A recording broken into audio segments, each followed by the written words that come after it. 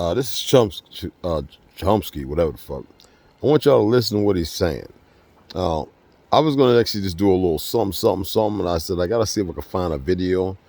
Because I remember that press that I remembered it, and I was looking for um, Ted Pike or something like that. Anyway, regardless of that one, I really want you to listen to what he's saying, because y'all think, and I keep telling you, it's all a fraud. It's a game, a scam. But why do y'all choose to buy into this stuff? Okay, pay attention. They support Israel. Well, there's a history, and a very interesting one. It actually goes back a long time. One thing to remember is that Christian Zionism is a very powerful force, which goes back long before Jewish Zionism. In England particularly, Christian Zionism was a powerful force among British elites. It's part of the motivation for the Balfour Declaration and for Britain's support for Jewish colonization of Israel. Remember, the Bible said, and that's a big part of British elite culture. Same in the United States. Woodrow Wilson was a devout Christian who read the Bible every day. So did Harry Truman. In the Roosevelt administration, one of the leading officials, Harold Ickes, once described the return of the Jews to Palestine as the greatest event in history. It's realizing the lesson of the Bible. These are deeply religious countries in which the biblical commands, so-called, are taken quite literally. Also, this is just part of colonization. This is the last phase of European colonization. And notice that the countries that are most strongly in support of Israel are not just the United States. It's the United States, Australia, and Canada, the offshoots of England, Anglosphere sometimes called, unusual forms of imperialism. These are settler colonial societies, societies in which not like India, not like the British in India, say, societies, South Africa was a little like this, or Algeria under the French, settler colonial societies in which the settlers came in, essentially eliminated the native population, also driven by religious principles, very religious groups driven by Christian Zionism. Those are major cultural factors. There are also significant geostrategic factors.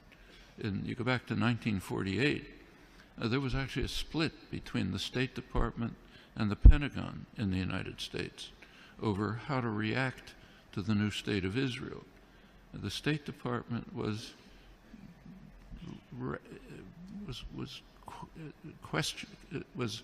not committed strongly to Israeli conquests, the establishment of the state, and was concerned about the refugees. It wanted an implementation of the refugee problem. The Pentagon, on the other hand, was very impressed with Israel's military potential. The Israeli military successes, if you look back at the internal record and declassified, the Joint Chiefs of Staff described Israel as the second largest military force in the region after Turkey and a potential base for U.S. power in the region. That continued.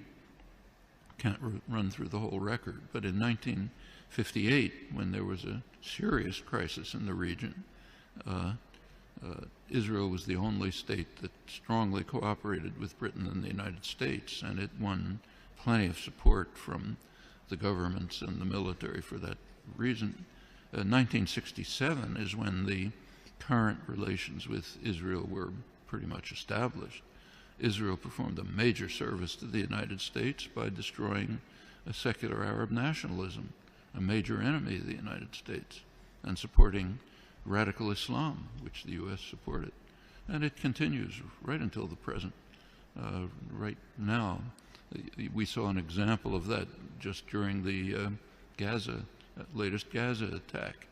You recall that at one point, Israel began to run out of munitions during the assault, despite the fact that it's armed to the teeth.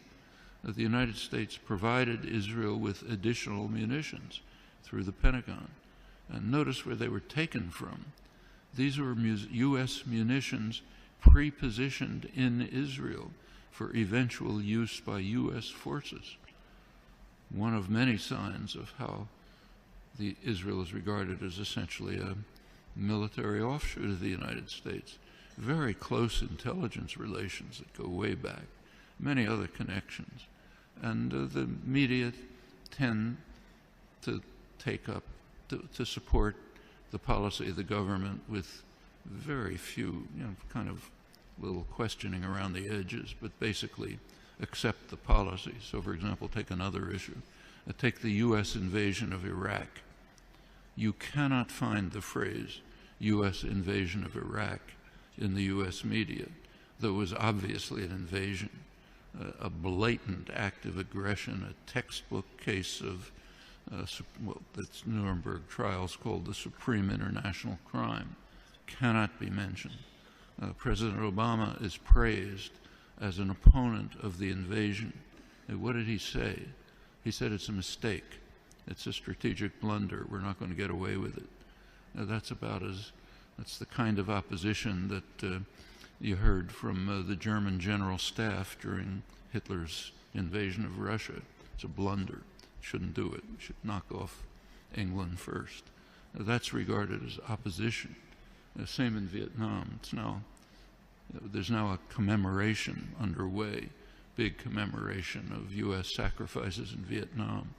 Try to find the phrase U.S. invasion of South Vietnam there or anywhere in the past year since 1961 when it took place.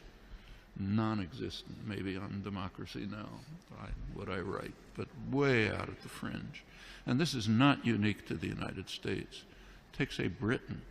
Right now there's interesting debates in the British literary journals, like the Times Literary Supplement, as to whether Britain should finally begin to recognize the genocidal, the word that's used, genocidal character of British colonization hundreds of years ago.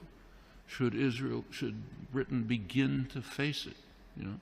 You can ask that question in many places. The tendency of the intellectual community to go along like a herd in support of state power, private power, is just overwhelming. Intellectuals like to think of themselves as dissident, critical, courageous, standing up against power. Absolutely untrue. You look at the historical record, that's a small fringe, and they're usually punished.